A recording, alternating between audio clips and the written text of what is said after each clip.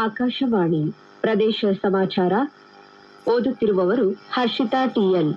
ಮುಖ್ಯಾಂಶಗಳು. ರಾಜ್ಯಸಭೆ ವಿಧಾನ ಪರಿಷತ್ ಚುನಾವಣೆ ನಾಮಪತ್ರ ಸಲ್ಲಿಸಲು ಇಂದು ಕೊನೆಯ ದಿನ. ನಾಳೆ ನಾಮಪತ್ರಗಳ ಪರಿಶೀಲನೆ. ನಗರಾಭಿವೃದ್ಧಿ ಇಲಾಖೆಯ ಅಧಿಕಾರಿಗಳೊಂದಿಗೆ ಸಚಿವ ಡಾಕ್ಟರ್ ಯತೀಂದ್ರ ಸಿದ್ದರಾಮಯ್ಯ ಸಭೆ.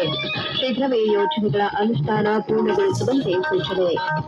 ತುಮಕೂರು ಜಿಲ್ಲಾಸ್ಪತ್ರೆ 18 ತಿಂಗಳಲ್ಲಿ ಸಾರ್ವಜನಿಕರ ಸೇವೆಗೆ ಮುಕ್ತ. ಉಪಮುಖ್ಯಮಂತ್ರಿ ಡಾಕ್ಟರ್ ಜಿ. ಪರಮೇಶ್ವರ್. ಚಿಕ್ಕಮಗಳೂರು ಜಿಲ್ಲೆಯ ಹಲವೆಡೆ ಕಾಡಾನೆಗಳ ಉಪಟಳ.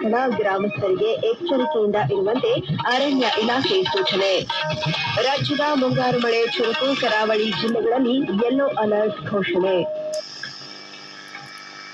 ರಾಜ್ಯಸಭಾ ಚುನಾವಣೆಗೆ ಬಿಜೆಪಿ ತನ್ನ ಅಭ್ಯರ್ಥಿಯಾಗಿ ರಾಷ್ಟ್ರೀಯ ಸ್ವಯಂ ಸೇವಕ ಸಂಘದ ಸದಸ್ಯ ಎಂ. ನಾಗರಾಜು ಅವರನ್ನು ಘೋಷಣೆ ಮಾಡಿದೆ. ಇದರಿಂದ ಮಾಜಿ ಪ್ರಧಾನಿ ಎಚ್.ಡಿ. ದೇವೇಗೌಡ ಅವರ ಮರು ಆಯ್ಕೆ ಸಾಧ್ಯತೆ ಕ್ಷೀಣಿಸಿದೆ. ಇದೇ ವೇಳೆ ಬಿಜೆಪಿ ಹಿರಿಯ ನಾಯಕರಾದ ಲಿಂಗರಾಜ್ ಪಾಟೀಲ್ ಹಾಗೂ ರಘು ಕೌಟಿಲ್ಯ ಅವರನ್ನು ವಿಧಾನ ಪರಿಷತ್ ಸದಸ್ಯ ಸ್ಥಾನಕ್ಕೆ ಅಭ್ಯರ್ಥಿಗಳನ್ನಾಗಿ ಘೋಷಿಸಿದೆ.